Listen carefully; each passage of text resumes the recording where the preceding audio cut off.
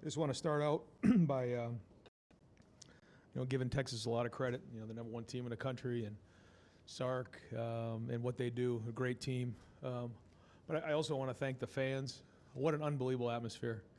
From driving in this morning from my house, seeing everybody at game day, at big noon kickoff, seeing people around the stadium tailgating, and then the atmosphere in the stadium when we came out for warm-ups. I mean, there wasn't very many empty seats, and for a noon kickoff to have that many people in the stadium was amazing. And so for an atmosphere like that, week one, to bring everybody together was great for our team, and I think it made a huge difference in the fourth quarter. So I want to thank, I say all the time, it takes everybody, and the fans certainly brought it today, and man, I'm just proud of our guys.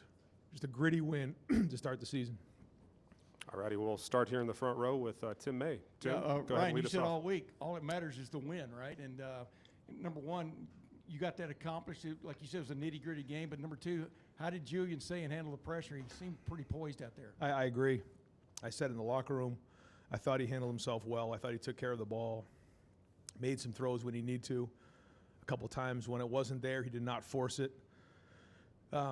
Could we have opened it up more in the second half? Yeah, but I thought Brian called an unselfish game. I thought the defense was playing well. When we got the ball back on the 10-yard line there with 8 minutes to go, we ended up running off about 4 minutes off the clock. And we thought that was important. We talked about it this week. In week one, we can't beat ourselves. We wanted to let them beat us. And, for a first-time starter, you just don't want to put them in that situation. So hindsight says we did the right thing, but you're never too sure.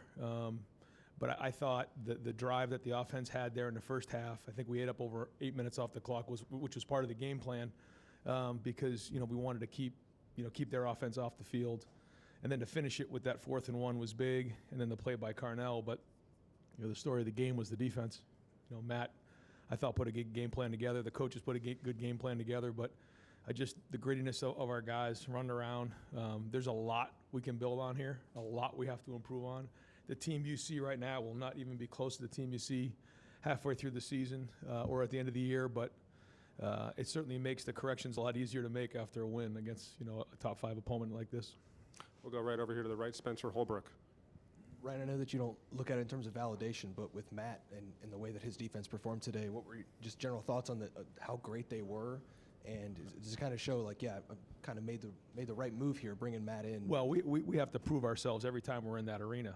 So that's just what you do. When you stop feeling like you have to prove yourself, then you stop improving. And so that's the way we feel. But all that being said, I know what kind of a coach Matt is because I see him every day. You guys don't. So that's the thing about football.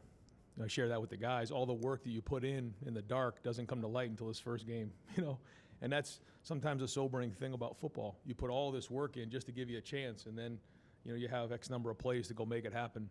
But that's what competitive excellence is. And again, a great start. I thought the game plan was excellent, but the buy-in is what's most important. Plays are plays, scheme is scheme. But what matters is the guys and the Warriors on the field, believing in it and the work that's put in. I can't tell you how much time Larry Johnson and James Laurinaitis and Matt and Tim Walton. How about the DBs and Jermaine and IGB making that play down there on the end zone? These guys, they work their tails off to prepare their players and to grade out a champion to do their job. And a lot of guys did their job. Again, was it perfect? No. There's a lot of things that we got to improve on, a ton. But at least we have a starting point. All right, we're going to go over here to the right for 2 questions. First one to Patrick Murphy and then to Jake Trotter. Patrick, go ahead. Ryan, you said a couple times there's stuff to improve on. Is one of the higher up things getting the run game going a bit more? We'll have to look at the film and see. I mean, that's a stout front. There was a lot of guys in there, and when we play them again, I don't think it's going to look the same way. But we were leaning on some of our tight ends in there, and there was some good runs in there. I gotta really look hard now at the film and see. Where things didn't go perfect because, we were pretty tied in on both edges there. And so, those are downhill runs. We're looking to really get physical and push guys around. But I do think that we were getting movement out there. It was not a high-scoring game. I think we had 4 possessions in the first half. When it's time to spread everybody out and air it out, we'll do that and create more space. But this is a team that has great teams, a defense that has great team speed. And so we took that into consideration putting the game plan together. It certainly wasn't perfect, but it's a start. Yeah, Ryan, the fourth down stops were a big difference in this game. What does that say about your defense, especially with so many new starters going forward? Situational football becomes big, and when you're huddling and slowing the game down, sort of like we are, that means the situations become more and more critical. And understanding what that is and spending time on these situations is what we do, and making sure that we're prepared for them. But you got to go do it. And every time you get a fourth down stop, it's like a turnover. So the interception was huge. But when you start getting fourth down stops at midfield, those flip the entire field, and it's like getting a turnover. So how many fourth down stops? Do we have 3? 4. There you go. The one to end the game, but 3 before that's almost 4 turnovers, and that plays into it. And there was that opportunity we had early in the game on that fourth down. And that was the other thing with Julian, early on. I thought he threw some good balls. We actually had a few drops, which is rare around here. And that may have been a different game. You just never know how it starts or how it's going to finish. But yeah, no, those fourth down stops were big. Okay, we're going to go over here to Austin Ward. Before we do that, we're going to send Carnell Tate and Luke Montgomery to the back. So if you'd like to talk to Carnell and Luke, they'll be in the back. We'll go over here to Austin Ward. Mentioned the drops, and so Julian's numbers obviously could have looked a little bit different early. I want to pair that with the idea that you said that by the middle of this season that the offense is going to look much different. How much going into this game for Julian's first start, the talent of Texas, how much could you have reasonably put him out there to execute at this point? How much further is there to go? Because I imagine it's quite a lot. Yeah, a ton. But I thought I was impressed with his poise. He had a good look in his eye, and what he was saying and what he was seeing was exactly what was going on. That's a great sign. I remember CJ's first start. I remember Justin's first start. And when I mean first start, like, in big games. Dwayne, Kyle, Will was different because he'd played a lot of football. But when you have that first start and you're out there are so many things to take into consideration. When you're the quarterback at Ohio State and you're playing number 1 Texas against one of the top defenses in the country, which we have a tremendous amount of respect for, like, the one thing we didn't want to do and I didn't want to do was put him in a bad spot. It's just not fair to him. Now, coming out of it, quite honestly, I think he probably could have handled it, but we weren't going to do that because we know it's a long season, and that was the decision that was made, and so we'll go from here. Okay, we got time for a couple more. We'll go over here to Bill Rabinowitz. Ryan, this team has said from the start that they were not defending national champions. This was a whole new team. Yeah. What kind of a statement do you think you made today? Well, we said that we want to set the tone. When you start a season, you want to set the tone for the season. And there's a lot of guys who are stepping into roles for the first time ever. And for these guys to step in and really have a great energy about them, I thought they were poised. I thought the moment was not too big for them.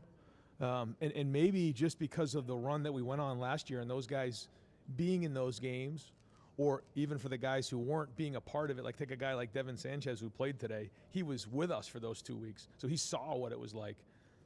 I don't think those guys batted an eye. Peyton Pierce played well. I got to watch the film and see, but there was good play across the board, and it's a reference point as we move forward for the first game of the year. When I looked at the schedule and I said, okay, you open up with Texas at home with a freshman or with a young quarterback, it was like, okay. It might be nice to have a few non-conference games to lead up to the season, but as we got closer, it was just like, this is actually a great way to start because everyone's got to be on their game. Preseason, as we talked about, July was edgy. August was edgy. We knew we had to bring it this first game, and then I think they fed off the crowd. The crowd was strong today, and so this is their team. This is their story, and here's the first chapter. Julian didn't have a lot of experience coming in, obviously, but either did Arch, really. How much he looked confused at times. What was the game plan against him? No, he's going to be a great player and is a great player. We just felt like in week 1 that we didn't want to beat ourselves. So we took that into consideration in everything that we did. And then knowing there's contingency plans in place. I mean, if we were down 2 scores, you know, this call sheet had all kinds of different contingency plans. Well, it's the same thing on defense. And, you know, he is going to be a great quarterback and is a tremendous talent. But, you know, in anybody you play in that first week, you know, you just don't want to beat yourself. And then you go from there. But he made some really good throws there in the fourth quarter, and you can see the talent. But give our defense credit. All right, we got 2 more over here. First, Stefan, and then to Bill Landis. Stefan, go ahead. Ryan, what stood out to you about kind of the different ways that Arvell impacted the game specifically, especially there in the first half? And also, do you have an update on Kenyatta Jackson? Yeah, Kenyatta, yeah, I don't think I can come up and say what exactly it was, but you know, they took his helmet away, and you know, we'll kind of evaluate how that is moving forward, but I don't see it being a long-term injury. For Arvell has a lot of versatility. When you get up on Arvell, you can just see he has all the traits it takes to be a dominant linebacker. And so what I saw out there today was a guy who was running sideline to sideline from the linebacker position at the second level. But then also you saw him at the end when KJ went down, he was playing up front and rushing the passer and putting pressure on the quarterback. So he can do all those things. This is probably the most he's played in a big game like this, and he'll learn a lot from this. We'll see how he grades out. All right, wrap it up with Bill Landis. What you're talking about with the offensive game plan, you know, playing slower, playing a little ball control, it feels like the trade-off there needs to be confidence in your defense to stand up in a game when 2 touchdowns gives you the win. What gave you that confidence that the defense was going to be able to do that today? Yeah, I think it's a great point. I played this game out in my head every day for the last 3 months. And I didn't know how it was going to go, because when you're going against yourself every day and you have inexperienced players that haven't actually done it on the field, you're not sure. I had an idea how it looked, but I wasn't sure. So what I was trying to do early in the game was get a feel for what was going on. You know, how was our defense holding up front? You know, what kind of rhythm were they in? How fast were they playing? What did we look like in terms of the front on offense? Were we moving the line of scrimmage? How were the running backs running? Brand new running backs. Were they taking care of the football? How was Julian handling it? You know, what were they doing on defense? And then as the first quarter kind of went on, I could see us, you know, getting off the field on defense. I felt like we were moving the line of scrimmage.